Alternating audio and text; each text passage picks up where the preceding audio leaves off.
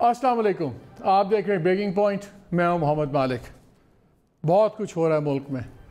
एक तो कोरोना की हालत तो खैर अब आप मेरे से ज़्यादा ही जानते हैं, हर कोई फॉलो कर रहा है। अनफॉर्चुनेटली 1,76,617 लोगों में पॉजिटिव टेस्ट हो गए हैं। 3500 क्रॉस कर गई हैं जो अमवात हैं। आज एक दिन के अंदर तकरीबन 5,000 नए केसेस आए हैं और आखिरी 24 घंटे की साइकिल में 119 लोग और जान से हाथ को बैठे हैं। It keeps getting worse. और उधर हम देखते हैं कि फेडरल गवर्नमेंट का और कराची में सिंध गवर्नमेंट का 3 जो बड़े हस्पताल हैं कराची में, उसके ऊपर झगड़ा चल रहा है कि कौन किस पर काबू करेगा। वो कह रहे हैं कि आप हमारे हवाले करें। क्या ये ट्रांजिशन का टाइम है? पेट्रोल सस्ता होता है, मिल नहीं रहा। कोरोना की जंग की बात हो रही है तो अगर उनकी एक वफाकी वज़ीर हैं, वो आके एक अजीब सी उन्होंने एक डेफिनेशन दे दी कोरोना के बारे में। लेकिन साथ ही हम देखते हैं जो महंगाई और जो दवाइयाँ हैं वो तमाम ब्लैक हो रही हैं। वो एक्टर्मा के क्या वो इंजेक्शन है, एक्टर्मा या एक्टेमरा, ये 29,000 का 2.5-3 लाख में बिक रहा है। जो सिलेंडर था ऑक्सीजन का, वो मल्टीपल हो गया हज़ारों में। ऑक्सीमीटर में बार बार बात करते हैं 1700 की चीज़ 17 हज़ार में मिल रही है, अगर मिल जाए। बेड्स का बुरा हाल है। ये सब कुछ हो रहा है। सडनली वी सी कि बहुत बड़ी सियासी एक्टिविटी शुरू हो गई है। एकदम मौलाना फजल रहमान भी जाग गए हैं। सरदार अख्तर मेगल ने क्विट कर दिए गवर्नमेंट को, अभी उन पर भी बातचीत चल रही है। हो क्या रहा है? इस्लामाबाद बड़ी खौफनाक जगह है नाज़रीन। यहाँ पे अजीब अजीब सी हम बातें सुन रहे हैं। एक अजीब किस्म की मर्मरिंग हो रही है कि शायद 2022 में की जो स्प्रिंग है उसके अंदर शायद आप कुछ चीज़ें सुने। उस पर भी आज बात करेंगे। अपोजिशन, कोई कहता है कि सिर्फ कागजी अपोजिशन, लेकिन अपोजिशन को हम देखते हैं तो मुस्लिम लीग के अंदर हमें अजीब तमाशे नज़र आते हैं। उनके अपने धड़े बने नज़र आते हैं। वहाँ पे कोई कहता है कि मरीम नवाज़ कैंप है, हमजा शहबाज कैंप है, जूनियर लीडरशिप सीनियर लीडरशिप के झगड़े हैं। फिर सवाल उठते हैं कि अगर एक तरफ हमजा शहबाज के पीछे फेडरल गवर्नमेंट पड़ी हुई है तो दूसरी तरफ उनको आर्मी चीफ भी फ़ोन कर रहे हैं, पुराने भी चीफ कर रहे हैं, सारे कर रहे हैं। तो फिर उस पर एक कॉलम लिख देते हैं। हमारे दोस्त सोहेल वड़ाई से बड़ा मज़ेदार कॉलम लिखा है। वो लिखते हैं कि जी इसी चीज़ को उन्होंने पॉइंट आउट किया है कि ये हो क्या रहा है, क्या सिविल मिलिट्री पेज पे नहीं है जिस तरह होती थी। Too many questions. तो हमने कहा कि ऐसे शख्सियत से बात करें जो हर चीज़ पे ऑलमोस्ट हरफन मौला है, बड़ी खुल के बात करते हैं। आप समझ गए होंगे सीनियर 3 लीडर्स में से एक हैं। एक टाइम पे मुझे इतना पता है कि जब नवाज शरीफ साहब हटाए गए थे तो पहली ऑफ़र इन्हीं को मिली थी उन्होंने कि आप वज़ीर आज़म बने। लेकिन इन्होंने वो कहा कि जी मैं नहीं बनना चाहता, आप ये जो सी जिम्मेदारी या बोझ है ये आप अब्बासी साहब पे, शायद खान अब्बासी पे डाल दें। जी ख्वाजा आसिफ साहब फॉर्मर फेडरल मिनिस्टर, बहुत ज़्यादा मिनिस्ट्रीज हैंडल कर चुके हैं। So just say farmer federal minister and senior PML leader. अस्सलाम वालेकुम ख्वाजा साहब। वालेकुम सलाम। एक तो आपकी इंट्रोडक्शन कराने में बड़ा मसला होता है। आपने हर चीज़ की हुई है, अब तक कितनी बारी की हुई है, समझ नहीं आती इंसान कहाँ से शुरू हो कहाँ पे ख़त्म हो। चले मैं नाउ इट इज़ ट्वाइलाइट, तो इसलिए कुछ ज़्यादा आपको मेहनत नहीं करनी पड़ेगी। तो बस लेट्स स्टार्ट विद, पहले ज़रा मैं बाकी चीज़ें आपसे बहुत पूछती हैं, गवर्नमेंट की बुराइयां बाद में करेंगे, आपने करनी होंगी। लेकिन मैं सबसे पहले शुरू करना चाहता हूँ ज़रा मुस्लिम लीग नून की पॉलिटिक्स में। ये मुझे बताएं कि क्या मुस्लिम लीग नून में इसको कहते हैं कि जी 2 धड़े हैं और अब ये मसला तभी हल होगा जब नवाज शरीफ साहब फैसला कर देंगे कि हमजा शहबाज का क्या रोल होगा और मरीम नवाज़ का क्या रोल होगा। क्या ये सही है कि ये ऐसा फ़ैसला होने वाला है? और क्या जैसे आप लोग हैं, आप हैं, शायद खान अब्बासी हैं, ख्वाजा साद वगैरह हैं, जो इतनी लंबी स्ट्रगल्स हैं, जेलें काटी हुई हैं, सब कुछ है, क्या आप कल की ये जो नौजवान लड़के लड़कियाँ आपके सामने हैं, आप भी इनको इसीलिए लीडर्स मान लेंगे क्योंकि उनकी वो ब्लड लाइन है एंड दैट्स इट? ये भी डेमोक्रेटिक प्रिंसिपल्स हैं आपकी पार्टी के? बहुत शुक्रिया मालिक। मैं सबसे पहले एक बात क्लैरिफाई करना चाहूँगा। ये बात जो आपने आरिफ उस्मा वाली की है, कम से कम मुझे इसका कोई इल्म नहीं है, हो सकता है आपको हो। और दूसरी बात ये है कि मैं किसी धड़े को बिलोंग नहीं करता। ना मेरा कोई धड़ा है, ना मैं धड़ों की पॉलिटिक्स करता हूँ। आज 30 साल हो गए हैं मुझे, तकरीबन मार्च में 30 साल हो गए मुझे सियासत में, पार्लियामेंट्री सियासत करते हुए। मेरी सियासत का महवर जो है वो नवाज शरीफ है, और मैं उसी के हवाले से मैंने सियासत की है, और मेरी दुआ है कि उसी के हवाले से जो इख्तिताम हो इसका, तो अल्लाह ताला जो है वो खात्मा बिल खैर करे। तो ये दूसरी बात मैं करूँगा कि दड़े होना सियासी पार्टियों में एक बड़ी नेचुरल सी बात है।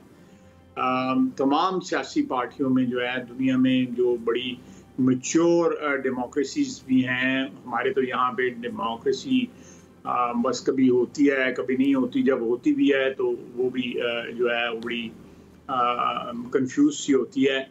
तो हमारे यहाँ अगर धड़े हैं तो कोई ऐसी बात नहीं है। मैं समझता हूँ कि ये एक हेल्दी बात है कि एक पार्टी में इख्तलाफात हों, इख्तलाफ राय हो। सबसे इम्पोर्टेंट बात जो है ना, अगर वो डिस्प्यूटेड हो जाए तो फिर जो है ज़रा तशवीश की बात होगी।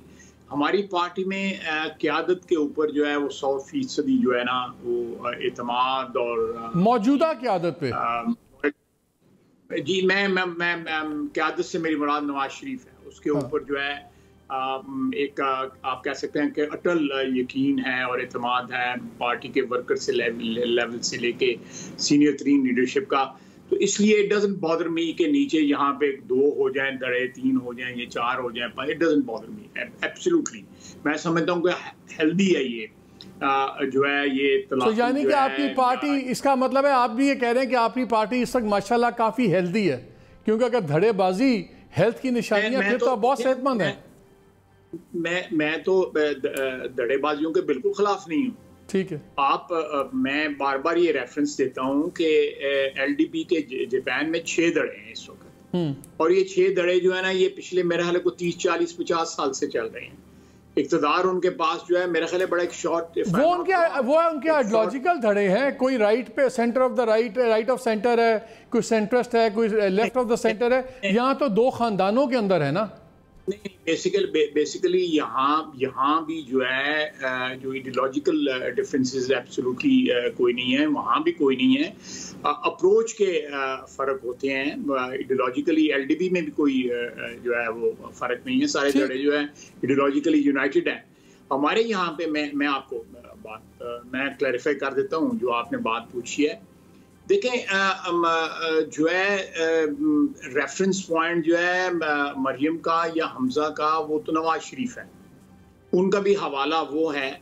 आप कता नज़र इससे कि उनकी मरियम नवाज शरीफ की बेटी है और भतीजा है हमजा, इन लोगों ने हमारी पिछले 5-7 साल की सियासत में जो है हमजा को आप 90s में ले जाएं, एक अपना इंडिपेंडेंट मुकाम भी बना लिया हुआ है।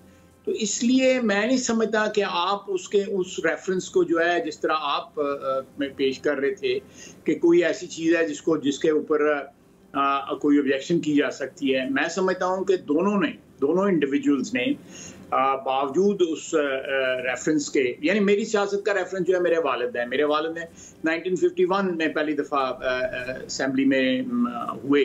आज भी मेरा रेफरेंस है, लोग आज भी मुझे जानते हैं मैं फलां का बेटा हूँ और उनकी सियासत किस तरह थी।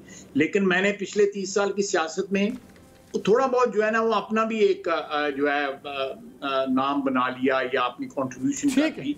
इसी तरह अगर मरियम नवाज शरीफ की बेटी हैं तो उन्होंने पिछले 3-4 साल में सियासत में अपना एक नाम बनाया है, एक अपनी जगह बनाई है। इसी तरह हमजा ने एज अर्ली एज 90s जब बेनज़ीर की हुकूमत थी तो वो पहली दफ़ा एज ए टीनेजर कैद हुए। फिर जब सारा खानदान जलावतन हुआ तो वो एक यरगमाल के तौर पे उन्होंने सोबतें यहाँ। तो आपके नज़दीक दोनों टॉप लीडरशिप स्लॉट्स के लिए टोटली क्वालिफाई करते हैं? देखें ये अभी इस वक्त टॉप लीडरशिप क्वालिटीज जो है स्लॉट्स जो हैं अल्हम्दुलिल्लाह दे आर ऑल ऑक्युपाइड। दोनों जो हैं, मियाँ नवाज शरीफ कायदे हैं इस पार्टी के, मियाँ शहबाज शरीफ प्रेसिडेंट हैं। तो मेरा ख्याल है कि in the coming months and years Allah ताला ज़िंदगी दे इन दोनों को, और बाकी भी जो हमारी सीनियर क़यादत है ये दोनों बच्चे जो हैं या मरियम या तो इस वक्त आपका मैच्योरिटी ठीक है खायर साहब, ये बताएं इस वक्त आपका बयानिया क्या है? वोट को इज्जत दो कि सोच को जिद्दत दो, क्या बयानिया आपका? देखें, आपने ये डायलॉग जो है अच्छा है, खासा सोचा है मेरा ख्याल है आपने। नहीं अभी बनाया नहीं, मुझे पता, मैं आपको बरतानिया के वेले का जानता हूँ, अभी नहीं बनाया आपने। तो ये जो है ना, ये वोट को इज्जत दो जो है, वो नारा जो है ना, वो जमहूरियत की असास है। अगर you are a very keen reader, तो आप वोट को इज्जत देने के बगैर जो है जमहूरियत का तस्वुर ही नामुमकिन है कि किसी जगह भी, चाहे वो बरतानिया हो या पाकिस्तान हो या हिंदुस्तान हो या अमेरिका हो या कोई और मुल्क हो। तो ये नारा जो है ना, ये this is a universal thing, ये कोई हम पेटेंट नहीं है किसी का। ये नारा जो है बेसिकली इस बात का इजहार है कि अवाम की राय जो है वो मुकद्दम है। आपको एग्जैक्टली पता है खायर साहब मैं क्या बात कर रहा हूँ, उस पर सीधा जवाब दें। कौन सा हार्डलाइन व्यू अब चल रहा है कि अभी कि चलो यार अप्रोच करके बैलेंस व्यू चलें? वो हमारी जो नारा जो है ना, वो जमहूरियत की असास है और उस नाते से वो हमारी भी असास है। हमारा सवाल ही नहीं पैदा होता वो हाउ कैन वी जो अपनी असास या अपने फंडामेंटल्स को जो है बंदा उससे किस तरह डिपार्ट कर सकता है। अच्छा इधर आ जाए जरा, गवर्नमेंट की तरफ आ जाएं। गवर्नमेंट का हमेशा से बड़ा क्लेम था कि ये बड़ा अच्छा इस गवर्नमेंट की स्टेबिलिटी है कि सिविल मिलिट्री इदारे एक पेज पे हैं, और which is a good thing because past के डिफरेंसेस ने काफ़ी लोगों को ये प्रॉब्लम्स दी सब कुछ। लेकिन मैं आज सुहेल का वड़ाइज का कॉलम पढ़ रहा था कल का, वेरी इंटरेस्टिंग। उसमें उन्होंने कहा है कि जी जो ये जिस तरह चीज़ें हो रही हैं, शहबाज शरीफ साहब की जिस तरह हैंडलिंग हो रही है, कुछ रिलीफ्स मिल रही हैं, कुछ उनकी तरफ जेस्चर्स जा रहे हैं लोगों की उनकी खैरियत वगैरह पूछने के बारे में, तो उनका ख्याल है कि ये एक पेज पे नहीं रही गवर्नमेंट या दूसरे इदारे। क्या आप ये सोच शेयर करते हैं? ये मेरे एक जर्नलिस्ट की सोच है, मैं तो आपका एनालिसिस जानना चाहता हूँ। मैं मालिक, मैं समझता हूँ कि सबसे बड़ा जो मैंने अगले दिन असेंबली में कहा है, ये गवर्नमेंट जो है अपने वोटर और स्पॉन्सर्स के लिए जो है ना, ये मौजूदा हुक्मरान जो है लाइबिलिटी बन चुके हैं। I think that explains everything. अगर इन्होंने पिछले 2 साल में परफॉर्म किया होता, तो 10% 15% ही परफॉर्म किया होता, तो बाकी 3 साल के लिए कोई उम्मीद जो है वो हो सकती थी। लेकिन ये टोटल एंड एब्जेक्ट फेलियर जो है ना, वो हुआ है इनका पिछले 2 साल में। इस सिचुएशन में किसी का इनके साथ शनाख्त रखना जो है ना, वो मेरा ख्याल नुकसानदेह साबित होगा, चाहे वो सियासतदान हो या वो कोई अदारा हो या कोई भी। ब्यूरोक्रेसी को तो मैं नहीं इसमें, लेकिन सियासतदान या कोई भी अदारा जो है ना, वो इनके साथ एक पेज पे नहीं रह सकता, क्योंकि इनका पेज जो है ना, वो डिजास्टर का पेज है, वो तबाही का पेज। एक बड़ा उस पेज के ऊपर कौन हो सकता है? एक बड़ा सोच नजर आती है सामने जर्नलिज्म के सर्कल्स में, वैसे पॉलिटिकल में, कि जी सबसे बड़ी जो स्ट्रेंथ है इस गवर्नमेंट की, वो अपनी पॉपुलैरिटी, वो कहते हैं पॉपुलैरिटी है, ज़ाहिर है लेजिटिमेटली इलेक्टेड गवर्नमेंट है। वो कहते हैं कि जी लैक ऑफ अल्टरनेटिव भी नहीं है, और अपोजिशन में अगर आप कहते हैं जी पीपल्स पार्टी थी तो चलो मुस्लिम लीग आ गई, मुस्लिम लीग थी तो पीपल्स पार्टी अल्टरनेटिव थी, इन दोनों को फेल हुआ तो इमरान खान की गवर्नमेंट आ गई। अब अल्टरनेटिव भी कोई नहीं है, और जिस तरह अपोजिशन की जो हरकतें हैं, जो इनका जिस किस्म का स्टांस जा रहा है, देयर इज़ नो अल्टरनेटिव। क्या आपके पास आज कोई अल्टरनेटिव है भी, सिवाय इसके कि ठीक है बैठें 4 साल और फिर देखें और बस गिले शिकवे करते रहें? आपका सवाल जो है ना, वो थोड़ा सा लैक्स क्लैरिटी। मैं शुरू यहाँ से होऊंगा कि ये जो आप जो थ्योरी पेश कर रहे हैं, या जो आप trying to get a response from me, वो चीज़ जो है, अगर आपको याद होगा, you were in heydays of your life and profession, Musharraf के वक्त जो है, तो वो उस वक्त भी यही चीज़ कहा जाती थी कि कोई अल्टरनेटिव नहीं है, मुशर्रफ चला गया तो क्या होगा, काफ लीग है, बड़ी इंट्रेंच्ड है पार्टी, सारे पाकिस्तान उसको सपोर्ट कर रहा है, फौज जो है उनके पीछे खड़ी है। एंड जब वो तिनकों की तरह बिखर गए जो है 2007 में एक छोटी सी बात पे जो है बज़ाहिर जो है वो छोटी बात थी, लेकिन वो बहुत बड़ी निकली बात जो है 2007 में जब बदलिए की तहरीक जो है साबित हुई। बड़े बड़े जो है उनके नाम लेने से जो है आज इनकारी हैं जनाब मुशर्रफ के। तो ये मैं नहीं वो क्या कहते हैं, सबात फ़कत तग़य्युर को है ज़माने में, सकून महाल है कुदरत के कारखाने में। तो ये तग़य्युर को सबात है, जो आप बात कर रहे हैं उसको सबात नहीं है। सरदार अख्तर मेंगल का जो हटना है अलायंस में से, क्या ये आपके ख्याल में एक स्टैंड अलोन इंसिडेंट है जो उनके अपने प्योरली अपने इश्यूज पे था, कि क्या आप इसको देखते हैं कि शायद ये कोई सिलसिला भी हो सकता है आगे?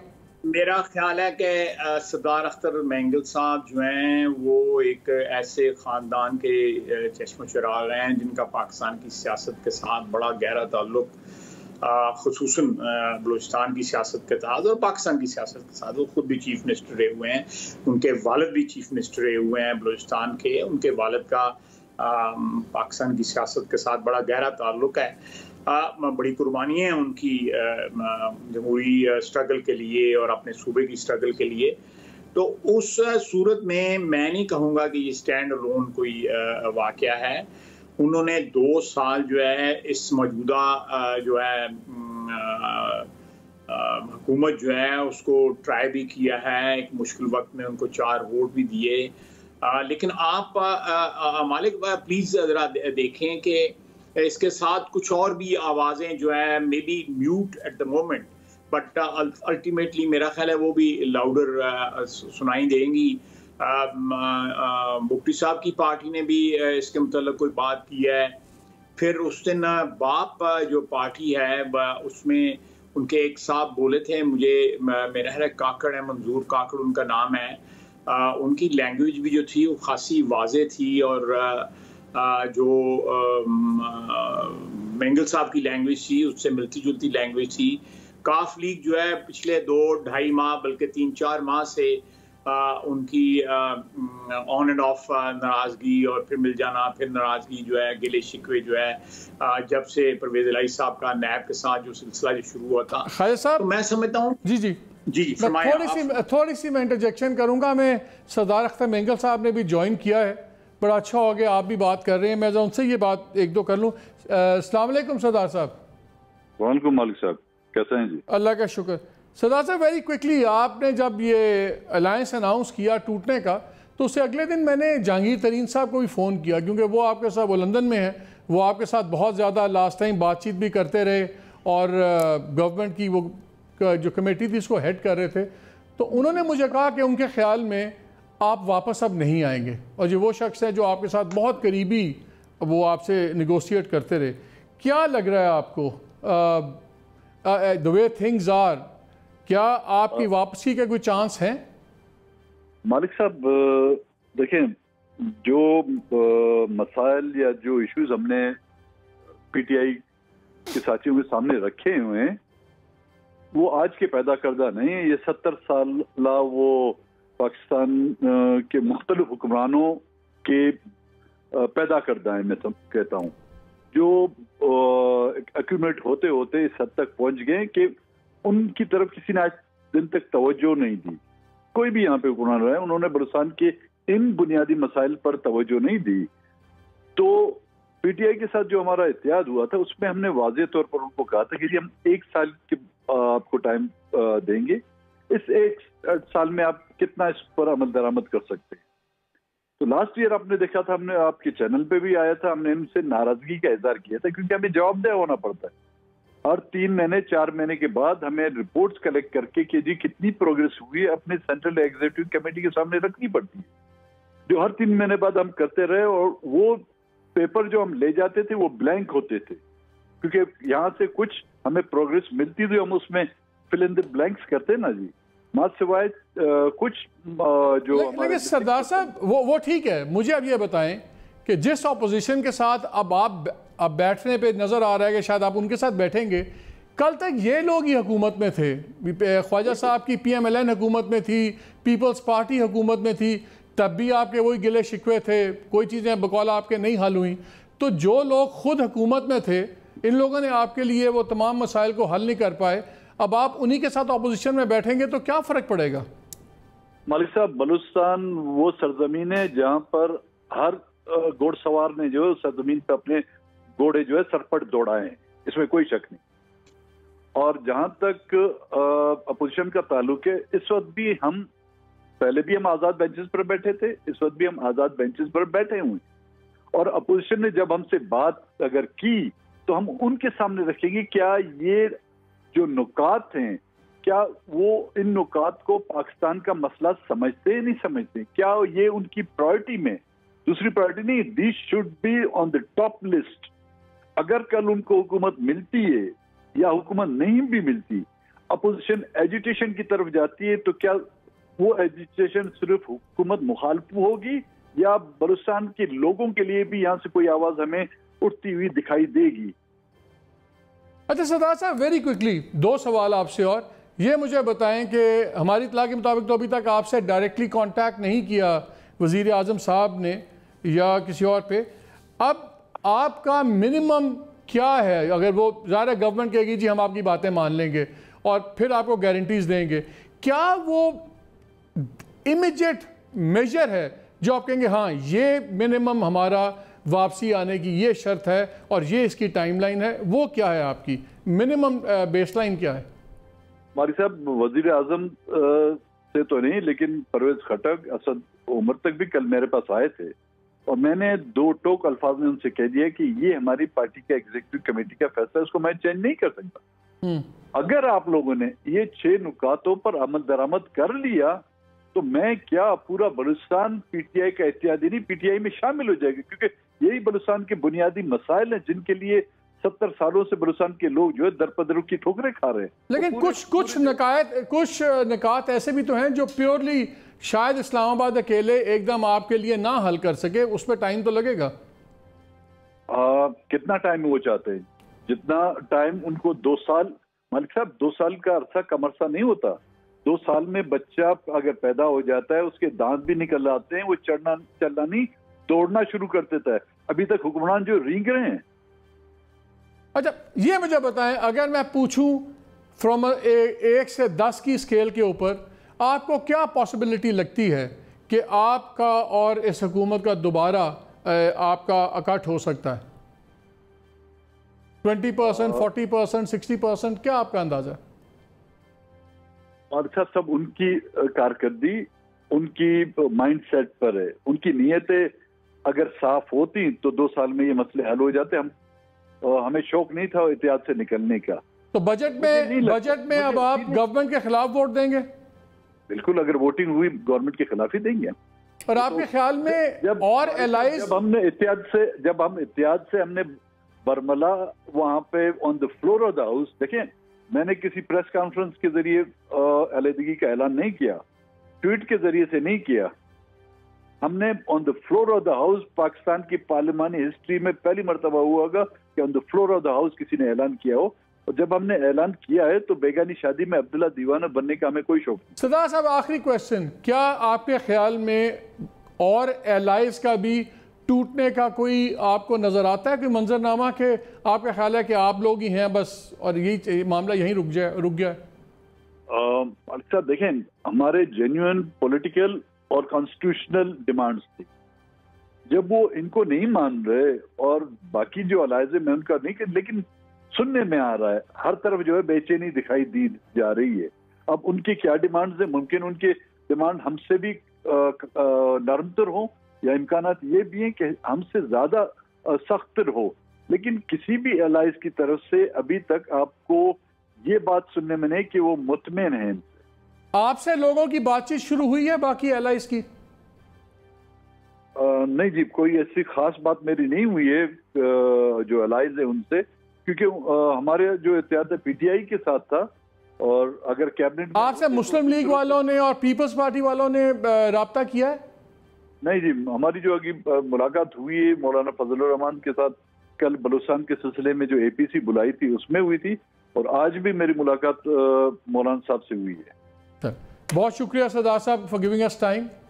ख्वाजा साहब, आपने सरदार साहब की बातें सुनी, आप लोग क्यों नहीं बातचीत कर रहे हैं उनके साथ? मैं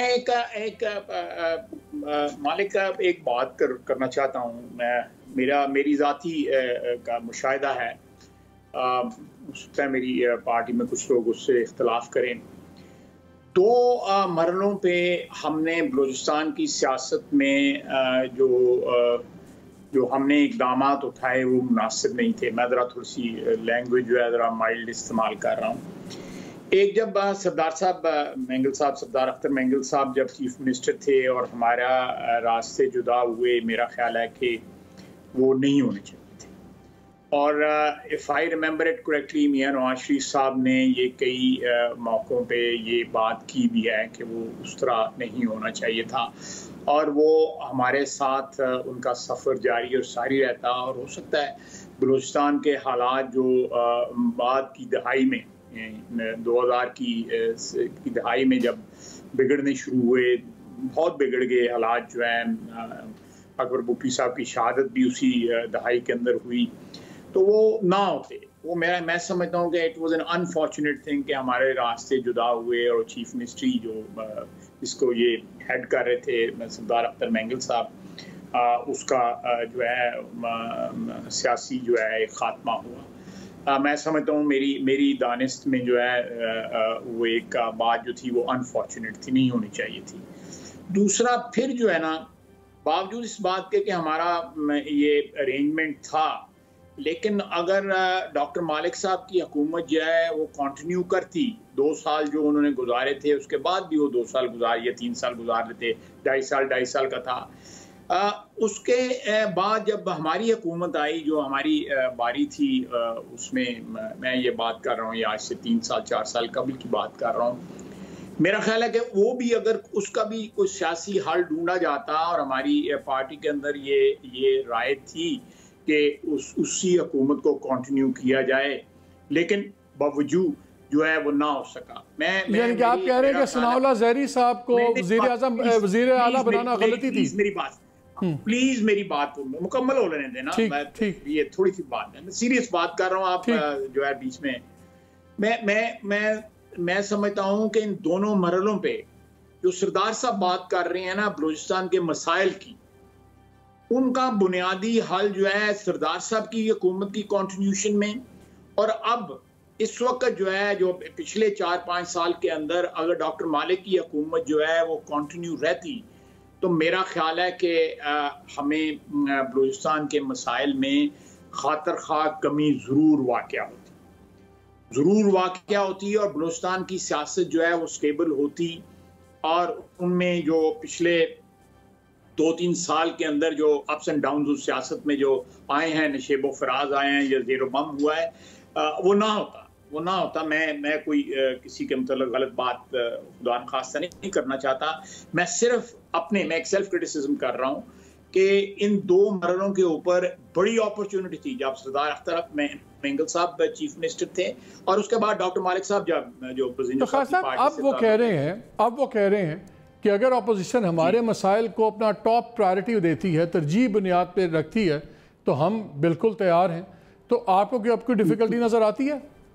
मैं उस पर भी कमेंट कर देता हूँ। देखें, मियाँ साहब जो हैं वो मेरी दानिस्त में मियाँ नवाज शरीफ साहब जो है ना, वो बिल्कुल बलूचिस्तान के मसाइल जो बड़े बुनियादी नौइयत के मसाइल हैं उनको हल करना चाहते हैं, और बलूचिस्तान में जो है एक स्टेबल हुकूमत, एक स्टेबल सियासी मुआशरा जो है ना वो वहाँ पे कायम होना चाहिए। इस तरह का मुआशरा कायम नहीं होना चाहिए जहाँ पे सारी की सारी प्रोविंशियल असेंबली जो है कैबिनेट की मेंबर है, और फिर ये है कि एक मुतंजन जो है पकाया गया हुआ है, कोई इधर से पकड़ा, कोई उधर से पकड़ा, कोई इधर से पकड़ा। अच्छा डॉक्टर ख्वाजा साहब, ब्रेक पे जाने से पहले मैं एक और सवाल करना चाहता हूँ कि वही बलूचिस्तान के से मुतल्लिक ही है।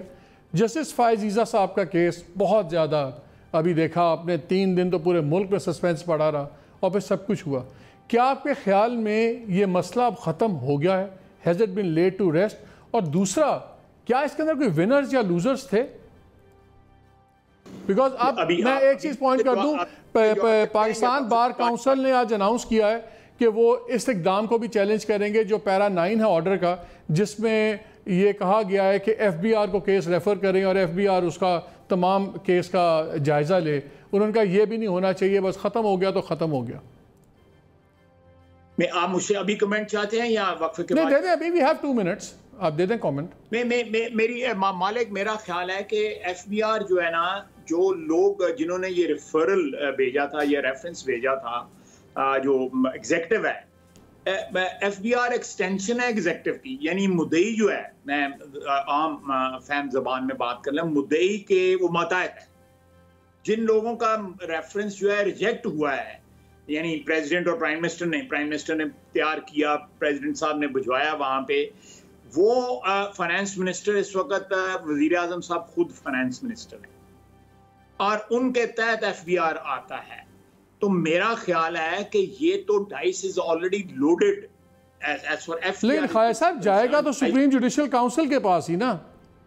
नहीं, मेरा मतलब है कि फाइंडिंग्स तो वो देंगे ना, मेरे भाई मालिक, फाइंडिंग्स तो एफबीआर देगा ना। एफबीआर को 60 दिन दिए हुए हैं और साथ जो राइट ऑफ अपील जो है, बहुत से राइट ऑफ अपील जो है बीच में से डिसअपीयर हो गए हैं। एफबीआर में के जो मसाइल हैं उनमें 2-3 लेयर्स हैं, ट्रिब्यूनल में जाना, फिर हाई कोर्ट में जाना, यानी मैं डिटेल में नहीं जाना चाहता, लेकिन वो सारी की सारी लेयर्स जो है ना, वो सारी एलिमिनेट हो जाएंगी कि एफबीआर एक अपनी करेगा, वो इंक्वायरी करेगा और उसके बाद वो सुप्रीम जुडिशियल काउंसिल को भिजवा देगा। मेरा ख्याल है कि ये जो एस्पेक्ट है इस जजमेंट का, अगर बार काउंसिल उसको करती हैं तो मेरा ख्याल है कानूनी और आईनी तौर के ऊपर ये बिल्कुल करेक्ट होगा। जो एग्जेक्टिव होने के नाते वजीर आजम के साथ जो है एफबीआर का ताल्लुक है, वो उनके मातहत है। सो आप समझते हैं कि जस्टिस, आप समझते हैं कि justice Faez Isa is not out of the woods, उनके सर पे भी तलवार लटकी हुई है? I would like to believe that he is out of the woods, लेकिन मैं जो तमाम तर जो खदशात हैं उनको रूल आउट करना चाहूँगा। मैं समझता हूँ कि मालिक, मैं जरा थोड़ी सी डिफरेंट बात करना चाहूँगा।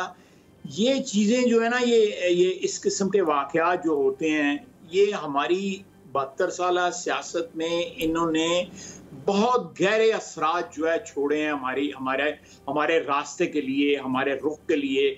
जो मुतय्यन होता है एक कौम का या एक मुल्क का रुख जो है, उसके लिए बहुत गहरे असरात छोड़े हैं।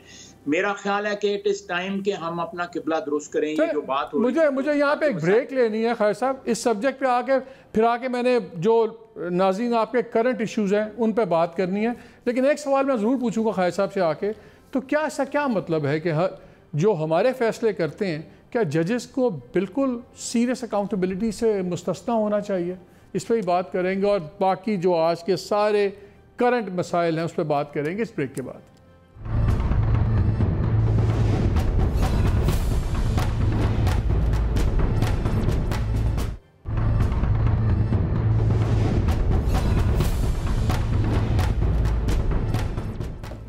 जी खालिद साहब, before we move on very quickly, ये भी इस पर चल रहा है बात कि अगर हो भी जाए, चीज़ें चेक भी हो जाएं तो बुराई क्या? क्योंकि कंट्रोवर्सी तो है, मुस्लिम लीग तो खुश होगी, हुदैबिया वाली डिसीजन को बड़े लोग कंट्रोवर्शियल कहते हैं। फिर खुद जस्टिस ईसा साहब की जो अपॉइंटमेंट हुई थी directly as a chief justice of Balochistan high court, वो भी उसमें बड़े लीगल लकूनास थे, उसमें बड़ी कंट्रोवर्शियलिटीज़ थी। तो हम इस जाविये से भी क्यों नहीं निकल जाते कि हम टोटली ब्लैक एंड वाइट में लोगों को देखें, या हम लोगों को बिल्कुल फरिश्ता बना देते हैं, या बिल्कुल हम उनको एक ईवल क्रीचर बना देते हैं? इंसान है, हर एक के कुछ प्लस माइनसेस होते हैं। तो अगर निज़ाम थोड़ा बहुत देख भी ले तो इसमें इतनी खौफनाक बात क्या है? आपने खासी मेहनत की है मालिक सवाल के ऊपर, तो खैर मैं भी कोशिश करूंगा कि मैं जवाब पे मेहनत करूं। देखिए, मैं आपको एक बात बताऊं कि मालिक का बात अफराद की नहीं हो रही, आज जो है वो प्रिंसिपल की हो रही है। मेरे लिए आइडियल ये होगा कि कोई भी अदारा जो है, अगर सारे अदारे जो है अपने पीयर्स को खुद जो है, उनके पीयर्स जो है उनको खुद जो है स्क्रूटनाइज करते हैं या उनका एहतसाब करते हैं या अकाउंटेबिलिटी करते हैं, तो मैं भी इस बात का कायल हूँ कि पार्लियामेंटेरियंस भी जो हैं उनका भी एक इंटरनल सिस्टम होना चाहिए पार्लियामेंट के अंदर, जो उनकी कारकर्दगी को या उनके एथिक्स को जो है वो स्क्रूटनाइज करें।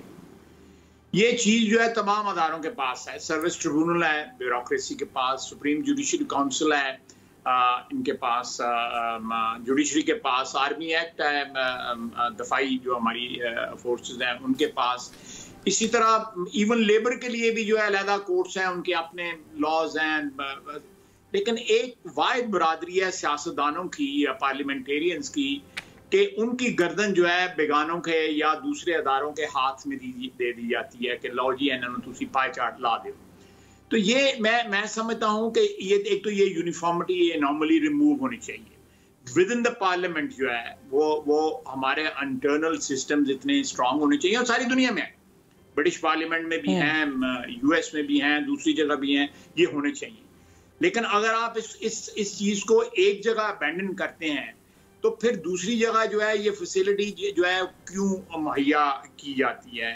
बल्कि जो तरक्की याफ्ता मुमालिक हैं वहां पे पार्लियामेंट सबको स्क्रूटनाइज करती है।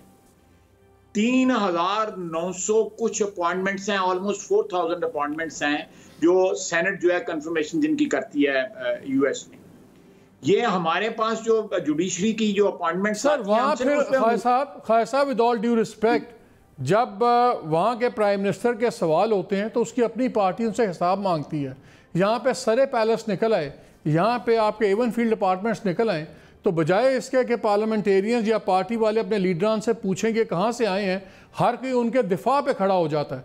और बाद में जरदारी साहब भी मान लेते हैं सरे अपार्टमेंट मेरे थे, इधर भी आ जाता है कि हमारे थे।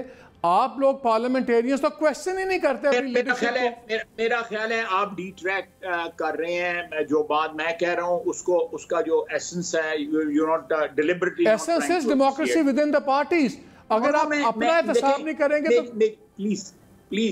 प्लीज जरा थोड़ा सा लिहाज करें सर। आप अपनी बैकड्रॉप देखें कि किस बैकड्रॉप में आपके यहाँ पे हालात। मैं सर आज आपका बैकड्रॉप देख रहा हूँ, मैं अपना नहीं देख रहा।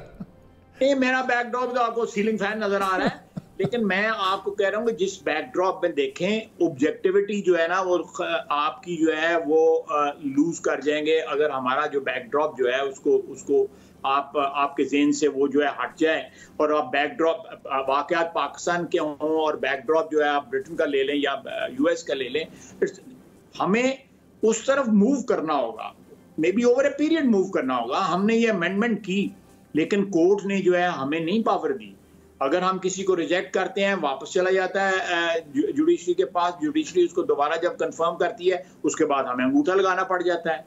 तो इन लास्ट 10 years जो है we have not been able to alter any recommendation which was done by the judiciary for appointment of the।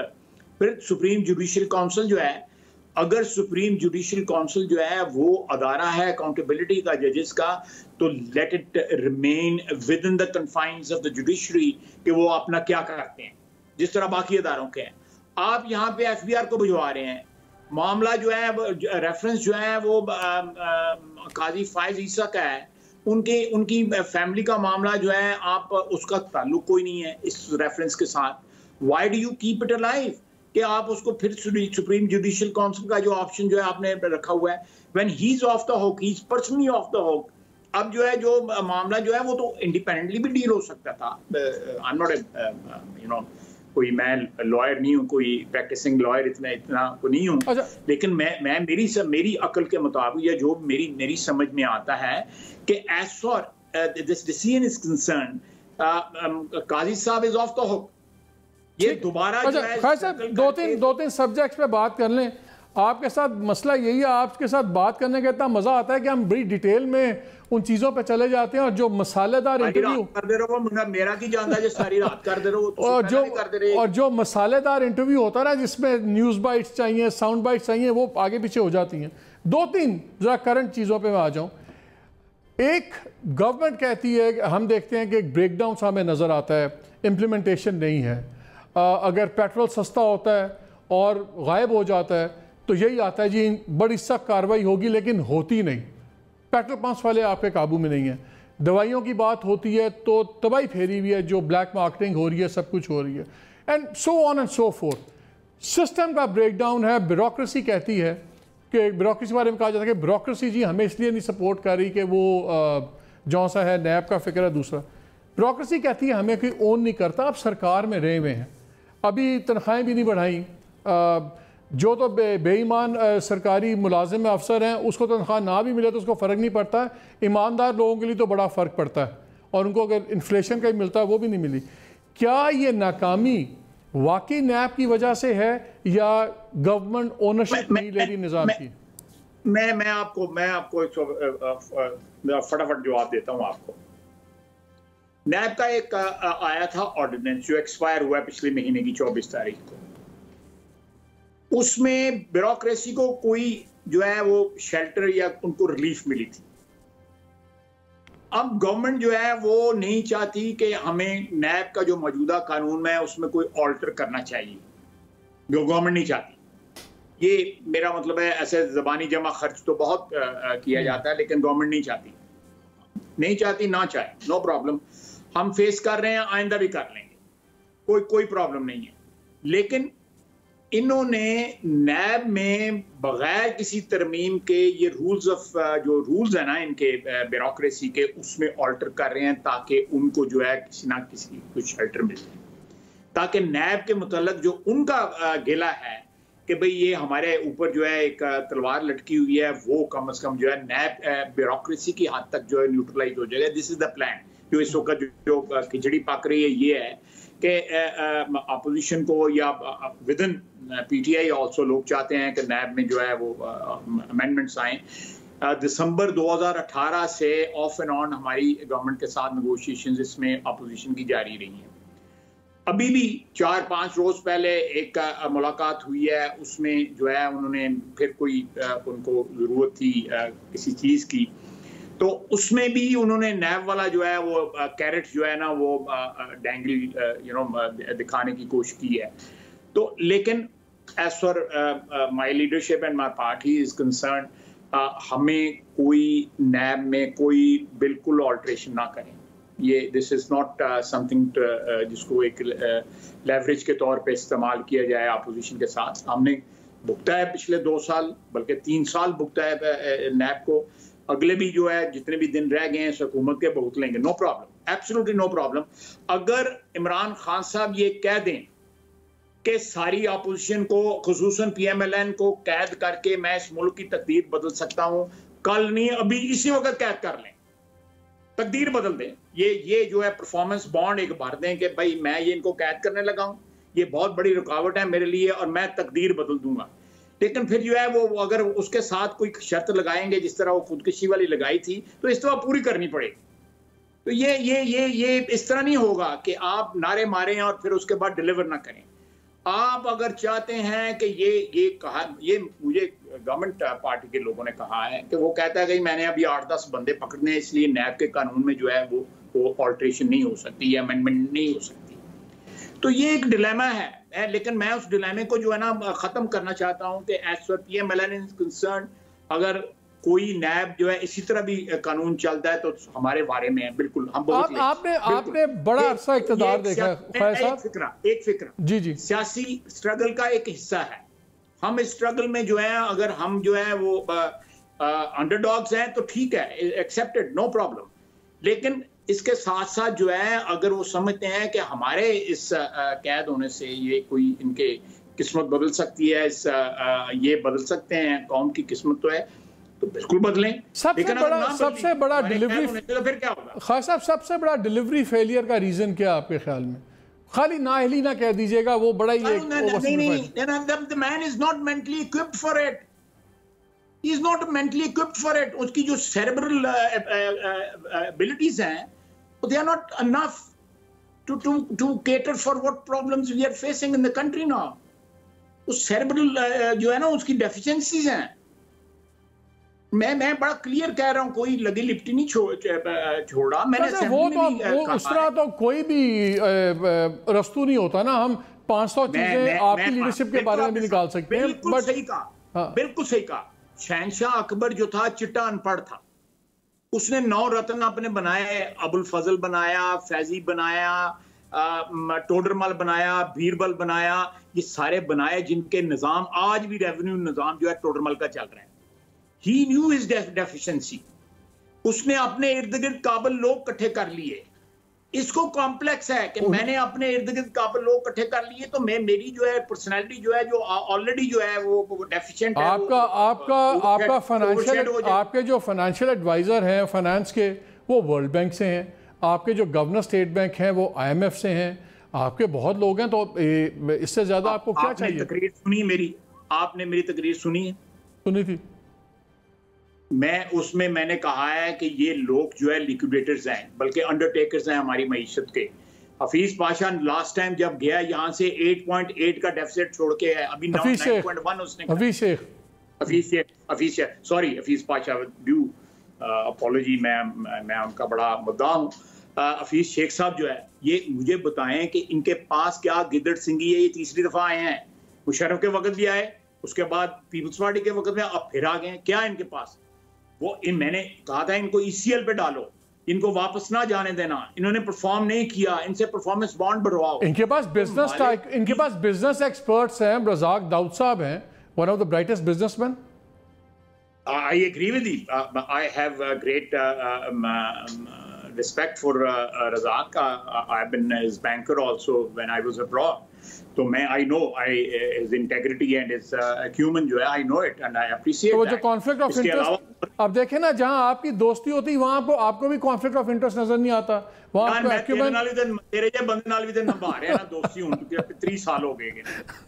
तो मेरे कमी देखी तो we are on air right now, but the question is कि यही problem है आप लोगों का, जो आपको पसंद हो उसके सारे वॉट्स और सारी मिस्टेक साइड पे। जो मुझे सवाल पूछा है मैंने उसका जवाब दिया। मैंने जो सवाल पूछा है मैंने उसका जवाब दिया है। मैंने वो कहा है जी कि मैं as a banker I came to know him as a banker. आपके नजदीक इस गवर्नमेंट में कोई कॉन्फ्लिक्ट ऑफ इंटरेस्ट? अगर आप कोई और सवाल करना चाहते हैं उसके बारे में, वो एक अलग बात है। लेकिन मैं जो मुझे जो इल्म है, मैं CM minister of water and power भी मैंने उनको देखा है, उनकी IPPs है, मैंने उनको देखा है। I think he was a fair man. खैर दैट इज, और ये तो एक साइड बहस है। कमिंग बैक कि ये लोग जो हैं, इनके इर्द गिर्द जो लोग हैं, मेरा ख्याल है कि इस मुल्क में टैलेंट है, बाहर से लाने की। साहब 2 मिनट रह गए, मुझे ये बताएं, क्या आप चाहते हैं कि गवर्नमेंट चेंज हो, या आप ये चाहते हैं कि ये गवर्नमेंट पूरी अपनी टर्म गुजारे और इलेक्शंस के अंदर जो फैसला हो? क्योंकि यहाँ पे कोई 2022 की भी हम बातें सुन रहे हैं कि शायद वहाँ कुछ हो सकता है, प्रीमेच्योर व्हाटएवर। आप क्या कहते हैं? देखिए, मैं जल्दी में आपको वाइंड अप हो रहा है, तो मैं एक बात कहूँगा कि जो at helm of affairs Imran Khan साहब अगर रहे तो ये बहुत बड़ा डिजास्टर होगा। PTI बेशक अपनी जो है मुद्दत पूरी करे, लेकिन PTI अपना इंटरनली अपनी लीडरशिप चेंज कर ले, कोई और बंदा ले आए जो बंदा इस क्राइसिस में परफॉर्म कर सके। जो है आपने रिसेंटली, वेरी क्विकली खान साहब, वेरी रिसेंटली आपने एक इंटरव्यू में ये सजेस्ट किया कि नेशनल गवर्नमेंट जौन सी है वो भी एक सोल्यूशन हो सकता है, चीज़ें ठीक हो सकती हैं। नेशनल गवर्नमेंट साहब को एक सुन ले सवाल, नेशनल गवर्नमेंट साहब को पता है किस तरह बनती हैं? क्या आप सपोर्ट करते हैं नेशनल गवर्नमेंट का बनना? मैंने नेशनल गवर्नमेंट नहीं कहा था, मैंने कहा था जी कि ये नेशनल गवर्नमेंट भी कोई इसका हल नहीं है। आप एक गवर्नमेंट बनाएं जिसका टारगेट हो कि आपने 6 महीने के अंदर या 4 महीने के अंदर। ये आप कौन है? ये आप कौन है? आप कौन बनाए? पार्लियामेंट बनाए, पार्लियामेंट बनाए।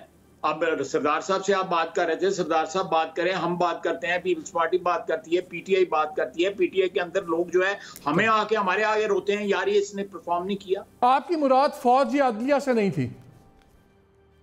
नहीं, देखें, मैं वो जो है वो दैट्स ए ब्रॉडर थिंग।